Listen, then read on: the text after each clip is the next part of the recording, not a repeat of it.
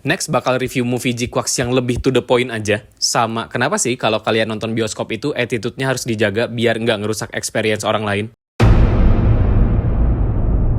Setelah kemarin-kemarin saya udah bahas tentang gimana caranya menikmati Jikwax, terus ngobrolin panjang lebar tentang movie Jikwax The Beginning. Nah, kali ini saya mau bahas review filmnya nih. Maaf kalau agak kepedean, tapi saya yakin ini review Jikwax paling lengkap dan paling valid yang bisa kalian temukan di internet Indonesia. Kalau kalian udah nonton movie ini dan ada beberapa hal yang kalian belum ngerti, ya bolehlah bahas di kolom komentar. Tapi dengan syarat tonton dulu 2 video saya sebelumnya. Harusnya sih udah dibahas lengkap di situ ya. Mari kita mulai review film Jikwax The Beginning ini. Jadi, movie ini dibagi jadi 2 bagian. Yang pertama, ada beginning alias prolog sebelum TV seriesnya tayang, dan Jikwax yang terdiri dari 3 episode pertama Mobile Suit Gundam Jikwax. Sudah jelas dong, review ini mengandung spoiler, jadi spoiler alert ya.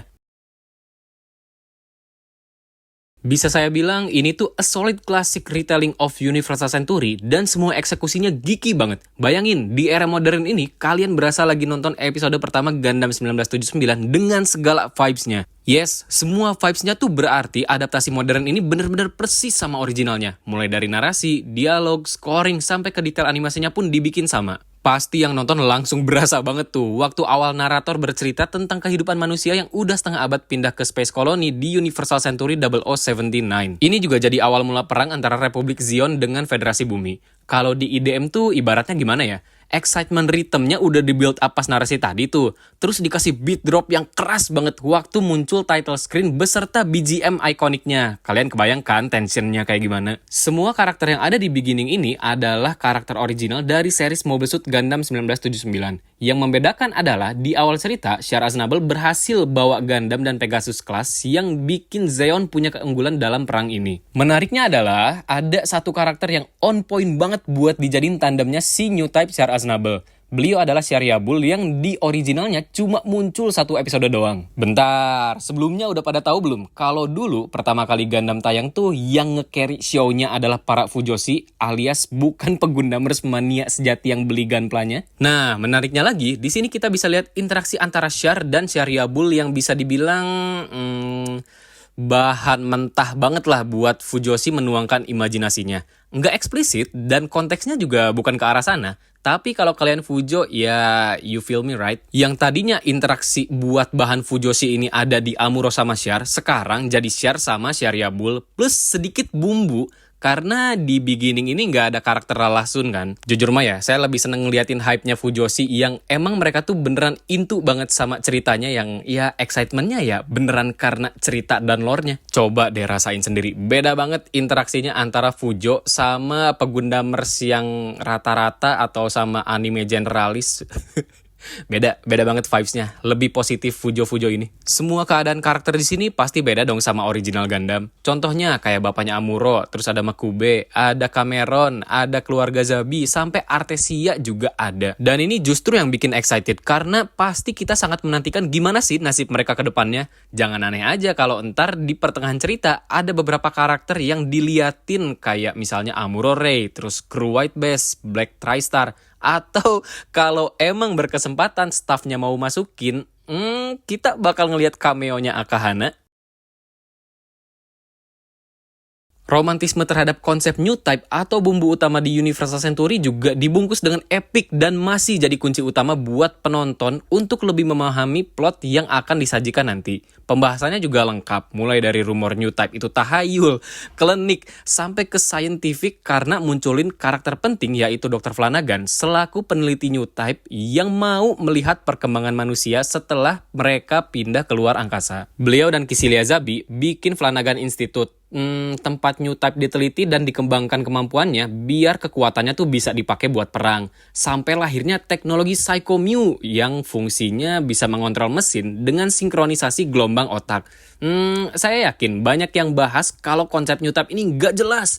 Padahal ini tuh topik utama di Universal Century loh. Bisa dibilang yang sering dibahas di internet tuh ya dari tampilan UC ini cuma kulitnya doang. Contoh paling jelasnya sih yang paling pasti sering rame dibahas tuh realisme kan.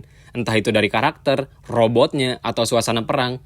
Padahal ada isu modern yang menarik dibahas lewat klinik New Type ini.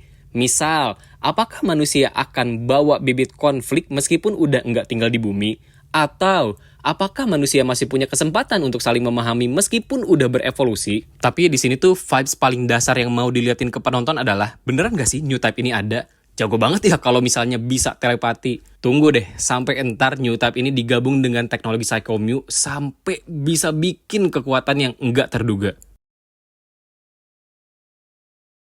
Di beginning ini banyak banget poin yang di-enhance dari alternate universe Universal Century ini. Saya coba sebutin ya. Yang pertama, mobile suit yang visualnya jadi kerasa kuat banget berpower. Contohnya, waktu gun cannon nembakin beam cannonnya itu ke Zaku, anjir, kayak duas gitu sih, kuat banget. Terus waktu Char pertama kali pakai beam rifle-nya Gundam tuh, itu tuh visualnya kerasa banget loh, setara sama meriam kapal perang. Ada lagi nih, kecepatan beat Akai Gundam yang destruktif kan kayak tapi ya beneran cepet sat-sat gitu loh si POV-nya. Menurut saya sih visual mobile suit ini tuh kebantu banget sama obsesinya Hideaki Anno dengan angle-angle nyeleneh yang katanya bikin setiap adegan jadi jauh lebih menarik. Dan bisa dibilang juga ini udah jadi ciri khasnya Studio Khara lah semenjak Evangelion movie kemarin. Yang di-enhance lagi nih ya, kedua, para kreator Evangelion ini kayaknya ngerti sesuatu deh dari sebuah knowledge yang paling basic di Universal Century sampai pada tahapan nih ya, bikin term baru kalau yang dipikir-pikir, kok OG Universal Century nggak kepikiran sih buat bikin taktik berantem kayak gini? Yes, ini taktik Mabu yang baru dikenalin di G-Quarks, dibuat dengan gabungin konsep intuisi new type dan knowledge basic battlefield, yaitu Minovsky Particle. Mabu ini tuh singkatnya taktik pertempuran pairing lah, duaan-duaan. Awalnya karena kalau mobile suit yang deploy tuh pasti bakal ketahuan sama musuh karena reaktornya ngeluarin sebaran partikel Minovsky. Nah, partikel ini bisa ngeganggu radiasi elektromagnetik, contohnya kayak radar, alat komunikasi, ya sampai ke alat elektronik lain juga bisa keganggu sih. Sampai dibikin teori baru yang cuma ada di G-Quarks. Katanya, kalau mobile suit yang pertama kali ngelihat musuhnya, jelas bakal dapat advantage. Tapi, advantage ini bisa hilang kalau serangan pertama yang dilancarkan nggak kena ke target. Makanya Char sama Saryabul tuh bikin taktik Mabu ini biar advantage tadi jadi double the chance. Dan bayangin kalau kedua pilotnya new type bakal seseamless apa coba komunikasi, serangan, dan efektivitasnya. Kan bisa pakai intuisi dan telepati. Ending dari part beginning ini adalah Psychommu-nya Akai Gundam yang entah beresonansi sama siapa sampai bikin ledakan halus yang gede banget. Ini tuh tanda kemenangan Zeon di perang ini. Tapi sayang, Char sama Akai Gundam hilang, dan di situ fenomena yang melibatkan New Type dan Psychommu ini dinamakan Zeknova. Nah, part beginning ini udah dikonfirmasi nggak akan masuk ke episode TV series G-Quarks, alias eksklusif untuk movie screening aja. Jadi ya sayang banget sih kalau kalian kelewatan ngerasain experience nonton Universal Century yang baru di bioskop dengan layar dan sound yang proper. Buat bagian kedua, saya cuma mau bahas impression dan detail apa aja sih yang menarik dari G-Quarks ini. Karena ini kan cuma 3 episode awal TV seriesnya ya, jadi rasanya terlalu cepat aja sih kalau bahasan kali ini saya sebut review. Di part kedua ini, ceritanya lanjut ke G-Quarks di Universal Century 0085, di mana Side 6 ini tempat Amaterasu Yuzuriha tinggal alias Machu, udah jadi daerah berdaulat setelah perang. Machu ini ngerasain kehidupannya di koloni tuh kok kayak palsu ya? Ya wajar lah, orang semua yang ada di situ tuh nggak ada yang asli, mulai dari gravitasi, langit, bahkan lautnya pun palsu. Sampai akhirnya ketemu Shuji sama Nyan, dan mereka memutuskan buat ikutan clan battle. Terus Machu juga kayaknya new type deh, tapi dia lucunya ya, menginterpretasikan kejadian kliniknya new type ini tuh sebagai kira-kira. Kira-kira tuh artinya ini, kelap-kelip atau bling-bling lah. Aneh kan, bocil banget. Di Side 6 juga banyak banget pengungsi perang yang tinggal di situ dan katanya sih ilegal ya. Makanya waktu ada polisi datang tuh mereka tuh kayak seenaknya banget ngerombak tempat tinggal mereka. Terus setelah perang juga mobil suit bekas pada dijualin ke warga sampai ada yang namanya clan battle. Jadi itu tuh pertarungan mobil suit 2 lawan 2. Bebas, apapun caranya, yang pertama ngancurin bagian kepala, mereka yang menang. Konsep cerita yang diambil menarik sih. Kalau di original Universal Century itu kan kayaknya ya setelah One Year War nggak beres-beres deh konfliknya, perang aja terus sepanjang Universal Century. Tapi di G-Quarks tuh approach-nya jadi pertarungan ilegal di masa damai aja. Jatuhnya kalau di Indo tuh kayak trek-trekan, kalian tahu gak sih balap motor liar? Ya bentuk entertainment yang hadiahnya gede, tapi resikonya juga gede. Dan beresiko dibubarin polisi sampai dibekuk aparat juga.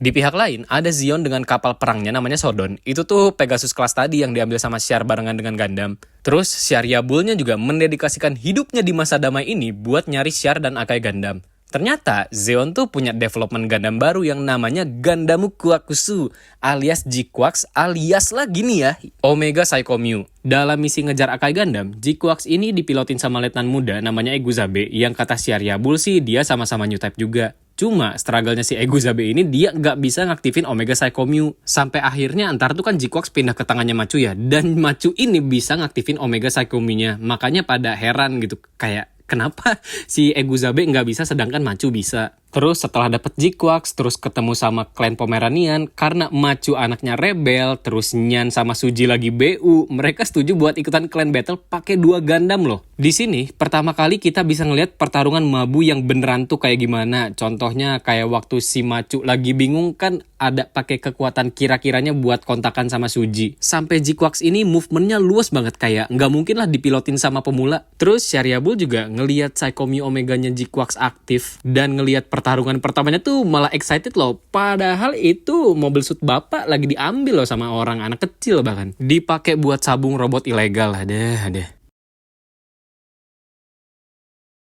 Menurut pengamatan saya dari movie G-Quarks Beginning ini, mungkin kedepannya tuh plotnya bakal lebih nge-explore experience-nya Machu menjadi new type biar hidupnya nggak kerasa palsu. Terus ngeliatin hubungan fenomena kira-kira atau kliniknya new type ini dengan Mabu, sampai akhirnya bisa jadi bakal nge-reveal fakta yang terjadi saat fenomena Zeknova kenapa Char dan Akai Gundam bisa hilang. Bumbu rahasianya sih saya lihat-lihat semoga amanatnya Char Aznable ke Sharyabul dapat terrealisasikan. Terus dendamnya Char Aznable juga bisa terbalaskan. Amin. Buat surprise anniversary Gundam ke-45 tahun ini, G-Quarks tuh buat saya anime yang production level detailnya tuh segitu bangetnya tuh. Berarti membuktikan keseriusan studio Kara sama Sunrise dalam dream collaboration yang one of a kind ini. Terus apakah G-Quarks ini harus ditonton? Jawabannya jelas dong. Gampangnya sih ini tuh seri yang culture dan geeky aja. Jadi kalau misalnya kalian ngerasa fans Pegundam Mania sejati tapi nggak tahu Universal Century atau nggak nonton G-Quarks, ya patut dipertanyakan aja. Nggak sih, nggak seserius itu kok. Seri ini tuh bagusnya menurut saya buat kalian yang baru mau nonton Gundam atau pengen tahu lebih dalam lagi tentang lore-nya Universal Century. G-Quarks ini cocok banget jadi tontonan pertama kalian. Karena selain hype-nya yang masih fresh, detail ceritanya tuh sejalan sama Yusi yang selama ini Pegundamers tahu. Apalagi dibuat sama staff-staff yang beneran paham banget tentang Gundam.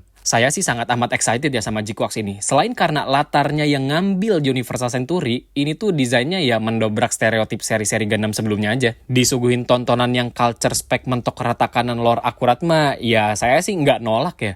Yes, review filmnya udah beres nih. Tinggal satu konten lagi tuh, nyeritain pengalaman saya yang kurang bagus waktu nonton G-Quarks di bioskop. Kalau kalian punya pengalaman yang sama, bolehlah sharing-sharing. Atau apa cuma gue doang yang... Terima kasih banyak ya yang udah nonton video ini sampai akhir. Sampai jumpa di video berikutnya. Dadah.